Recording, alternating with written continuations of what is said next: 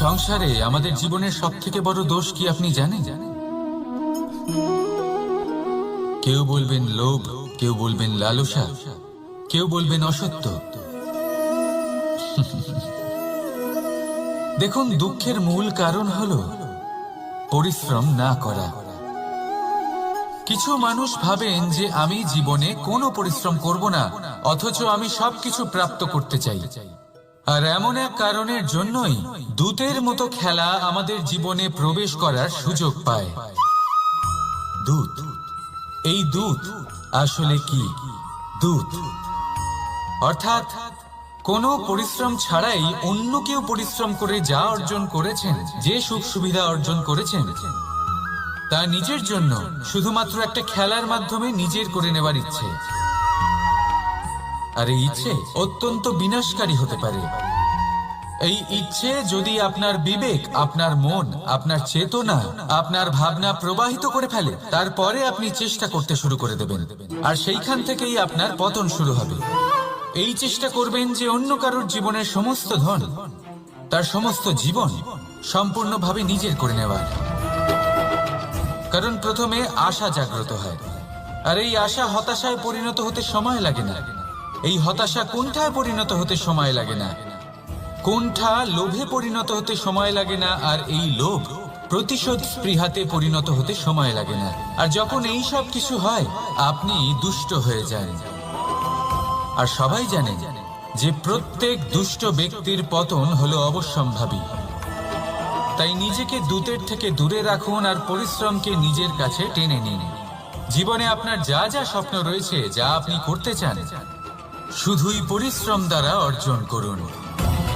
তাহলে তাই করুন, আর আমার সাথে ভালোবেসে বলুন, রাধা রাধা।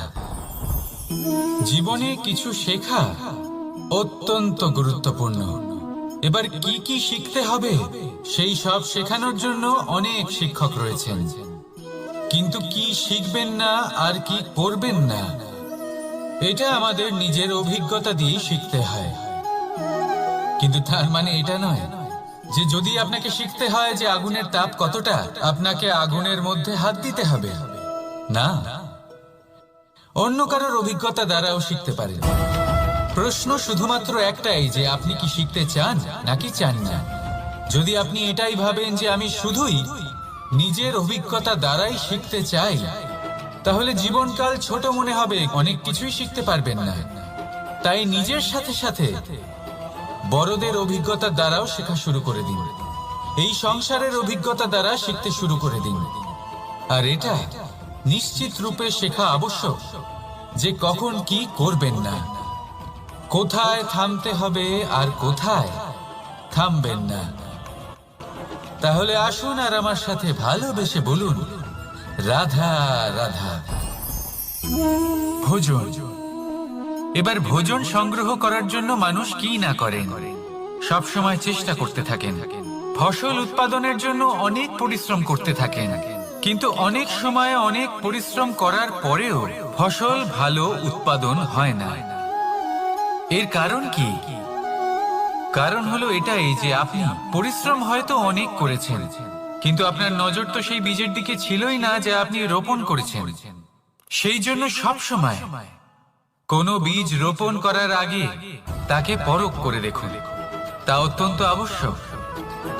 আর সেইভাবেই যখনই কোনো কর্মের প্রশ্ন আসে, তাহলে সেখানে শুধুমাত্র পরিশ্রম যথেষ্ট নয়। সেই কাজের প্রতি আপনার কর্তব্য কি, আপনার উদ্দেশ্য কি, সেটা জানা হলো অত্যন্ত গুরুত্বপূর্ণ। তাই কর্ম করুন, কিন্তু সেই কর্মের প্রতি আপনার যা উদ্দেশ্য তার মাহাত্ম্য বুঝতে চেষ্টা করুন। তাহলে আসুন আমার সাথে ভালোবেসে বলুন, রাধা রাধা।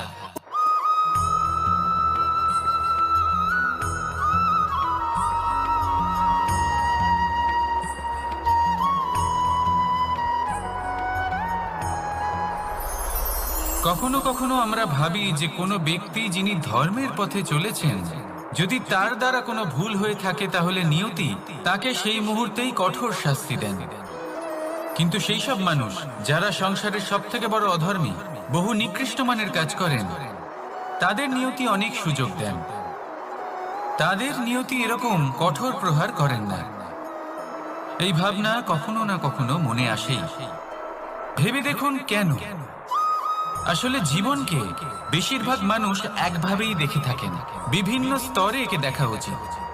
এবার আপনি বলুন, এই সংসারে কোনো অধর্মী কখনো প্রেরণার উৎস হতে পারেন? কখনোই নয়। যে মানুষ নিজের আত্মাকে মলিন করে ফেলেছেন, তিনি এই সংসারকে কিভাবে প্রেরণা যোগাবেন? উনি নিজেই বুঝতে পারেন না কোনটা করা উচিত, ধর্ম কোনটা। তাই নিয়তি তাকে একটা সুযোগ দেন, এটা বোঝার সুযোগ দেন যে কোনটা উচিত, কোনটা ধর্ম। সুযোগ দেন নিজের বিবেক জাগিয়ে তোলার, তাকে সুযোগ দেন নিজের অন্তরাত্মার ডাক শোনার। যখন তাতেও কাজ হয় না, তখন নিয়তির কাছে একটাই পথ বাকি থাকে, আর তা হলো মহাবিনাশ। মহাবিনাশ হয়তো দেরিতেই আসতে পারে, কিন্তু তা অবশ্যই আসবে। আর যখন মহাবিনাশ আসে, তখন মহাবিনাশের যন্ত্রণা সমগ্র মানব জীবনের যন্ত্রণার থেকে অনেক বেশি হয়। এই কথাটা সবসময় মনে রাখবেন। আর অন্যদিকে যে মানুষ ধর্মের পথে চলছেন, তার দ্বারা যদি কোনো ভুল হয়ে থাকে, তখন নিয়তি তার পরীক্ষা নেন।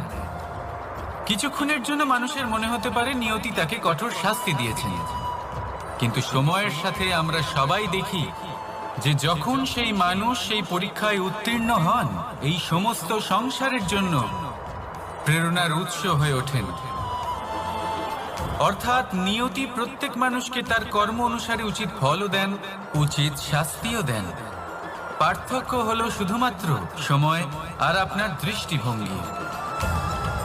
তাই ধর্মের পথে চলুন আর আমার সাথে ভালোবেসে বলুন, রাধা রাধা।